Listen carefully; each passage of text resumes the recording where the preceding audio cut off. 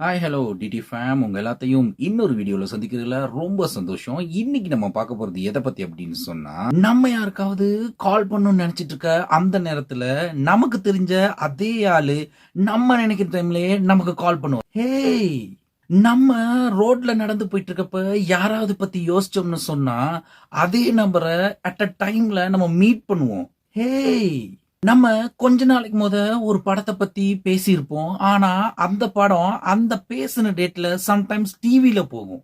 ஏய், இப்படி ஒண்ணுக்கு சம்பந்தமே இல்லாத ஒரு 5 விஷயத்தை பத்தி தான் இன்னைக்கு நம்ம பார்க்க போறோம்.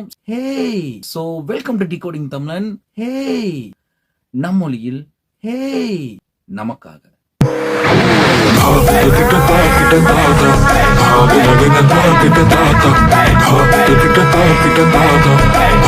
நைன்டீன் 75ல அட்லாண்டிக்கையே அலற விட்ட ஒரு விஷயத்தை பத்தி தான் இப்ப நம்ம பார்க்க போறோம். அந்த டைம்ல ஒரு சின்ன ஸ்கூட்டரை ஓட்டிட்டு வந்த லாரன்ஸ் அதுக்கு முன்னாடி வந்த ஒரு டாக்ஸில மோதி ஆக்சிடென்ட்ல இறந்து போயிடுறாரு. இதுல என்னடா ஆச்சரியம் இருக்குன்னு நீங்க என்னை பார்த்து கேட்கறது எனக்கு நல்லாவே புரியுது. ஏன்னா இந்த கதை இன்னும் முடியல. எல்லாருக்கும் சாதாரண நியூஸா தெரிஞ்ச இந்த விஷயம் அவங்க அப்பா கொடுக்கிற ஸ்டேட்மெண்ட் வரைக்கும் அப்படி இல்லை.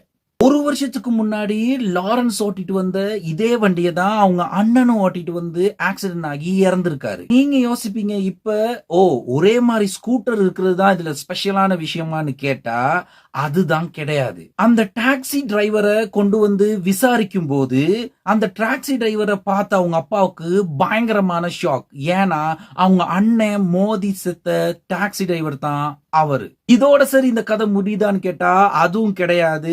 ஏன்னு சொன்னா அவங்க அண்ணன் சாகும் போதும் அவருக்கு வயசு 17, லாரன்ஸ் ஆகும் போதும் அவருக்கு வயசு 17.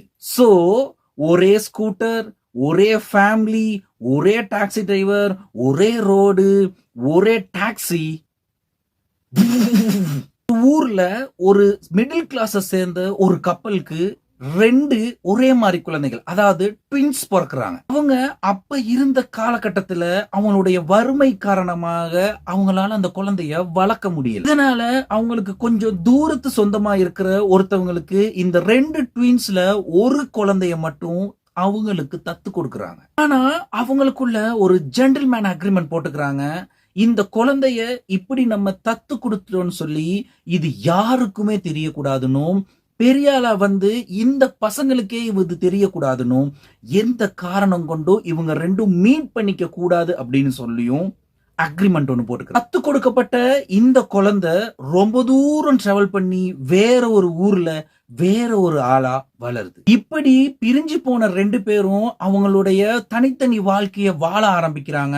ஆனா 40வது வயசுல தான் நம்ம எல்லாத்துக்குமே ஒரு கோட் தெரியும், லைஃப் பிகின்ஸ் ஆஃப்டர் 40ன்னு சொல்லி இவங்களுக்கும் அந்த மிராக்கிள் நடந்திருக்கு. நம்ம பழைய தமிழ் படங்கள்ல எல்லாரும் காணாம போயிட்டு வளர்ந்ததுக்கு அப்புறம் ஏதோ ஒரு சந்தர்ப்பத்தின் மூலமாக அவங்களுடைய ட்வின்ஸையோ அவங்களுடைய பிரதர் சிஸ்டர்ஸையோ தேடி வர்ற மாதிரி இவரும் எப்படியோ அந்த கதையெல்லாம் தெரிஞ்சுக்கிட்டு தேடி வந்திருக்காரு. இதுல என்னடா ஆச்சரியம் இருக்குன்னு நீங்க கேட்டீங்கன்னா, ஆக்சுவல் கதை இப்பதான் ஆரம்பிக்குது. 2 பேருமே அவங்களுடைய லைஃப் எக்ஸ்பீரியன்ஸ ஷேர் பண்ணிக்கும் போது எப்படா இப்படிதான் இருந்தது. 2 பேருமே பாலிஸ்ல தான் வேலை செஞ்சிருக்காங்க.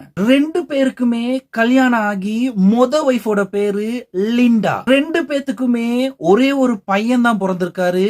அந்த பையனோட பேரு ஜேம்ஸ் ஆலன். வைஃப் பிடிக்காம 2 பேருமே அவங்களுடைய வைஃப டிவோர்ஸ் பண்ணிருக்காங்க. 2 பேருமே 2வது கல்யாணம் பண்ணிருக்காங்க. அந்த 2வது கல்யாணம் பண்ண வைஃபோட பேரு பேட்டி. 2 பேருமே டாக் வளர்த்திருக்காங்க. 2 நாயோட பேருமே டாய். இதுல இன்னொரு சுவாரஸ்யமான விஷயம் என்னன்னா, 2மே ஒயிட் கலர் டாக். இது ஏன் இப்படி நடக்குது அப்படின்னு சொல்லி டாக்டர்ஸ் கிட்ட, சைக்காட்டிஸ்ட் கிட்ட எல்லாம் கேட்கும் போது அவங்க சொன்ன ஒரு பதில் என்னன்னா, ட்வின்ஸ் எல்லாம் எப்பயுமே அவங்க 2 பேத்துக்குமான வேவ் லென்த் ஒரே மாதிரி தான் இருக்கும். சோ எவ்வளவு தூரத்துல இருந்தாலுமே கூட அந்த ஃப்ரீக்வன்சி ரிசனன்ஸ் ஆகி ஒரே மாதிரி இருக்கிறனால 2 பேரும் ஒரே மாதிரி தான் யோசிக்க வாய்ப்பு இருக்குன்னு சொல்லியிருக்காங்க. யோசிக்கிறது எல்லாம் ஒரே மாதிரி இருந்துட்டாலும் கல்யாணம் எப்படா ஒரே பேர்ல கட்டுவீங்க? செம்ம ஷாக்கிங்ல.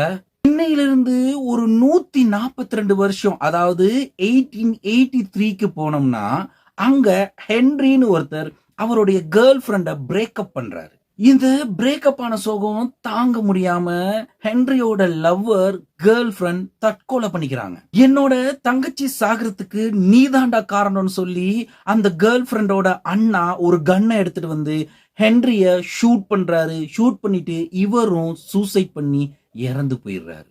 ஆனா இவரு சுட தெரியாத வகையில சுட்டனால ஹென்ரியோட சின்ல லைட்டா பட்டுட்டு உரசிட்டு போன அந்த புல்லட் அவருக்கு பின்னாடி இருந்த ஒரு மரத்துல போயிட்டு புதைஞ்சிருது.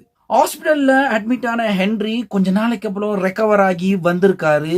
அதுக்கப்புறமா அந்த மரத்தை வெட்டுறதுக்காக ட்ரை பண்ணிருக்காரு. சில மரங்கள் நம்ம பார்த்திருப்போம், அது அதோட பேஸ் ரொம்ப அதிகமா அகலமா இருக்கிறனால அதை மெஷின் வச்சு வெட்ட முடியாது. சோ அதை வச்சு முறுக்கியும் நம்ம உடைக்க முடியாது, வேஸ்டா தான் போகும். அதனால நிறைய பேர் என்ன செய்வாங்க அப்படின்னு சொன்னா, அந்த மரத்துக்கு அடியில பாம் வச்சு செட் பண்ணிட்டு அதை பிளாஸ்ட் பண்ணி ஒரு பக்கமா சாய வச்சுட்டு அதுக்கப்புறமா அதை கட் பண்ணுவாங்க. அதே மாதிரிதான் ஹென்ரியும் பண்ணாரு. அப்படி பாம் வச்சு பிளாஸ்ட் பண்ணும்போது அதுளுக்க இருந்த அந்த புல்லட் பிளாஸ்ட் ஆகி ஹென்ரியோட தலையில பட்டி அங்கேயே ஸ்பாட் அவுட் ஆயிடுறாரு. லைன் படத்துல கமலேஷ் ஜி சொல்ற மாதிரி, என்ன தாஸ் லட்டுல வச்சேன்னு நினைக்கிறியா, லட்டுல வச்சேன். அதே மாதிரி புல்லட்ல ஆப்ப வைக்காம மரத்துல வச்சிருந்திருக்காரு. உங்களுக்கு ஹூவர் டேம் பத்தி தெரிஞ்சிருக்க வாய்ப்பு இருக்கு. அப்படி இல்லைன்னு சொன்னா இதை பத்தின மேலதிகமான டீடைல் தெரிஞ்சுக்கிறதுக்காக கூகுள் பண்ணி பாத்துக்கலாம். ஹூவர் டேம் வந்து வேர்ல்ட் ஃபேமஸ் ஆன ஒரு டேம். இதை கட்டுறதுக்கு கிட்டத்தட்ட 112 பேர் உயிரை விட்டுருக்காங்க. இப்படி 1922 டிசம்பர் மாசம் 20 ஒருத்தர் இறந்து போறாரு. அவர் பேர் தான் ஜார்ஜ் டியோடி. இந்த ஹூவர் டேம கட்டுறதுக்கு கிட்டத்தட்ட 13 வருஷம் ஆயிருக்கு. இந்த 13 வருஷத்துல 112 பேர் இறந்திருக்காங்க. இப்படி 112 பேர் இறந்தும் இதுல என்ன விசேஷம் கேட்டீங்கன்னா, 112வது ஒருத்தர் 1935 டிசம்பர் 20 இறந்து போயிருக்காரு. அது எப்படா கரெக்டா அதே டேட்ல கட்டி முடிக்கிற அதே டைம்ல கரெக்டா ஒருத்தர் இறந்து போக முடியும்னு சர்ச் பண்ணி பார்த்தவங்களுக்கு பயங்கரமான ஷாக் காத்துட்டு இருந்தது. என்னன்னு சொன்னா, இறந்து போனவரோட பேரு பேட்ரிக் டியோடி. நீங்க கெஸ் பண்றது கரெக்ட் தான். இவரோட ரிலேஷன் தான் இது. யாருன்னு பார்த்தா 13 வருஷத்துக்கு முன்னாடி இறந்து போனவருடைய பையன் தான் பேட்ரிக். லண்டன்ல மைக்கேல்னு ஒருத்தர் வாழ்ந்து வராரு. 10 வருஷத்துக்கு முன்னாடி அவங்க குழந்தை காணாம போகுது. அவ பேரு லைசா. 10 வருஷமா எங்கெங்கயோ தேடியும் அவருடைய குழந்தை கிடைக்கல. எத்தனையோ தடவை போஸ்ட் போட்டும் பேப்பர்ல ஆட்ஸ் கொடுத்தும் அந்த குழந்தை கிடைக்கவே இல்லை. சரி, ஹோப்பை நம்ம தளர விடக்கூடாது அப்படின்னு சொல்லி லாஸ்டா ஒரு முறை ட்ரை பண்ணி பார்த்துடலான்னு சொல்லி அந்த ரிப்போர்ட்டர் கிட்ட அந்த குழந்தையோட போட்டோவை கொடுத்து செக் பண்ணி இத போஸ்ட் பண்ண சொல்லி இருந்திருக்காங்க. ரிப்போர்ட்டரும் இதை வாங்கிட்டு, இது 10 வருஷத்துக்கு முன்னாடி எடுத்த போட்டோ, சோ இப்ப அந்த குழந்தை யாருக்கும் தெரிய போறது கிடையாது.